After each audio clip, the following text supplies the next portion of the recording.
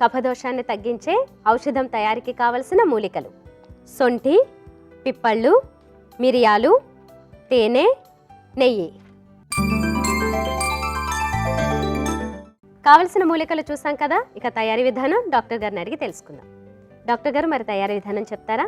అలాగేనమ్మా, చాలా తేలిక. ఒక బౌల్ రెడీగా పెట్టుకోండి. ముందు మనం మొట్టమొదటి తీసుకునేది ఏంటంటే సొంఠి కఫాన్ని తగ్గించడానికి చాలా చక్కగా ఉపయోగపడుతుంది. సొంఠిని ఏమో కొంచెం మూకుట్లో నెయ్యి వేసి ఒకసారి వేయించి చల్లారిన తర్వాత పొడి చేసుకోవాలి. అలా చేసినట్టయితే ఏంటంటే దానిలో ఉండేటువంటి ఘాటు వల్ల వచ్చే ఇబ్బంది లేకుండా ఉంటుంది. ఇలా పొడి చేసుకున్నటువంటి సొంఠి పొడిని ఒక 50 గ్రాములు తీసుకుని ఒక బౌల్లో వేసుకోవాలి. మీరు కొలత ప్రకారం వేసుకోండి. మేము ఎప్పట్లానే కొద్ది కొద్దిగా వేసుకొని మీకు చూపిస్తాం. కొంచెం సొంఠి పొడి ఒక పెద్ద చెంచాడు తీసి అందులో వేద్దామా. తర్వాత మనం తీసుకునే మూలిక పిప్పళ్ళు. ఈ పిప్పళ్ళు కూడా ఏంటంటే కఫదోషాన్ని తగ్గించడానికి చాలా చక్కగా ఉపయోగపడతాయి. పిప్పళ్ళను కూడా ఇందాక మనం చెప్పుకున్నాం కదా, సొంటికి ఎలా చేస్తామో అలాగే కొంచెం మూకుట్లో కాస్త నెయ్యి వేసి పిప్పళ్ళను అందులో వేసి వేయించి చల్లారిన తర్వాత పొడిలా చేసుకోవాలి. అలా చేసుకున్నటువంటి పిప్పళ్ళ చూర్ణం కూడా 50 గ్రాములు తీసుకోండి. మేము ఇందాకట్లాగానే కొద్దిగా పిప్పళ్ళ చూర్ణాన్ని కూడా వేసి పెడతాం. కొద్దిగా ఇందాక వేసిన దాంతో సమానంగా వేయండి. ఇంకా ఆఖరిగా ఇందులో తీసుకునేది ఏంటంటే మిరియాలు కూడా కఫదోషాన్ని తగ్గించడానికి చాలా చక్కగా ఉపయోగపడతాయి. మిరియాలనేమి వేయించుకోవడం అది ఏమి చేయక్కర్లేదు, ఒట్టిగా చూర్ణం చేసేస్తే సరిపోతుంది. ఈ మిరియాల చూర్ణాన్ని కూడా 50 గ్రాములు వేసుకోండి. మనం ఇందాకట్లాగానే సమానంగా మిరియాల చూర్ణం కూడా వేద్దాం. ఇప్పుడు మనం తీసుకున్న 3 మూలికలు రెడీ అయిపోయినాయి కదా, ఈ 3 మూలికల చూర్ణాలని బాగా ఒకదాంతో ఒకటి కలిసిపోయేలాగా కలపండి.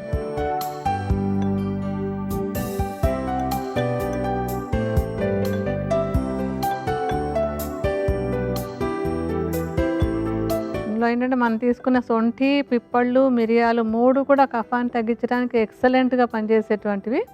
అలాగే తేలిగ్గా దొరుకుతాయి. మనకి ఏదో మంచి మూలికైనా దొరకకపోతే కూడా కష్టం, కానీ ఇవి చక్కగా తేలిగ్గా దొరుకుతాయి. ఈజీగా తయారు చేసుకోవచ్చు, అన్ని విధాల కన్వీనియంట్గా ఉంటుంది ఇది. ఇప్పుడు ఇలా కలిపేసుకుని ఈ చూర్ణాన్ని చక్కగా నీట్గా ఒక గాజు సీసాలో పోసి ఉంచుకోవాలి. ఎక్కడ తడి అది వెళ్ళకుండా, ఎందుకంటే తడి తగిలితే మళ్ళీ తేమ అది తగిలిందంటే కనుక ఫంగస్ వచ్చేస్తుంది. అలా లేకుండా క్లీన్గా ఉండేటువంటి ఒక గాజు సీసాలో పోసి పెట్టి ఉంచుకుంటే కఫదోషాన్ని తగ్గించడానికి కావాల్సిన ఔషధం మనకి రెడీ అయిపోయినట్టే. మరి డాక్టర్ గారు, దీన్ని ఏ విధంగా ఎప్పుడెప్పుడు తీసుకోవాలి? తీసుకోవడం చాలా ఇంపార్టెంట్. ఎంత తీసుకోవాలి, ఏ విధంగా తీసుకోవాలి అనేది చాలా ముఖ్యం అన్నమాట. మనం ఒక చిన్నది ఇంకొక బౌల్ తీసుకుందాం, ఎలా కలిపి తీసుకోవాలన్నది కూడా చూపెడదాం. ఇప్పుడు మన చూర్ణాల మిశ్రమం ఉంది కదా, అందులో నుంచి కొంచెం చిన్న పిల్లలు అయితే కనుక ఒక 3 గ్రాములు అంటే కొద్దిగా ఒక అర చెంచాడు సరిపోతుంది. కొంచెం మామూలు పంచ వయసు వాళ్ళైతే కనుక ఒక చెంచాడు, ఒక 5 గ్రాముల వరకు చూర్ణం తీసుకోవాలి. కొంచెం తీసి అందులో విడిగా వేయండి. పెద్దవాళ్ళ డోసు అనుకున్నట్టు వేద్దాం, కొంచెం వేయచ్చు. ఇప్పుడు అందులో మనం తేనె, నెయ్యి కలపాలన్నమాట. ఒక అర చెంచాడు నెయ్యి అందులో కలపండి. తర్వాత ఒక చెంచాడు తేనె. ఎందుకంటే తేనె, నెయ్యి కూడా సమానంగా కలపం ఎప్పుడు ఔషధాల్లో. ఏదో ఒకటి ఎక్కువ ఒకటి తక్కువ వేసుకోవాలి. అది ఇదంతా బాగా కలిపేసేయండి. అది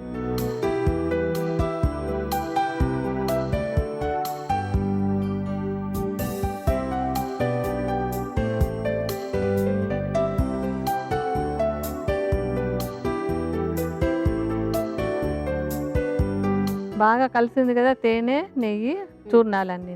దీన్ని ఏం చేయాలంటే కొంచెం వేలుతో తీసుకుని కొంచెం కొంచెంగా నాలుక మీద పెట్టి నాకుతూ వేసుకోవాలి, మింగేయకూడదు. అంటే అది నోట్లోంచి గొంతులోకి అలా వెళ్తూ ఉన్నప్పుడు కఫదోషాన్ని తగ్గించడానికి చాలా చక్కగా ఉపయోగపడుతుంది.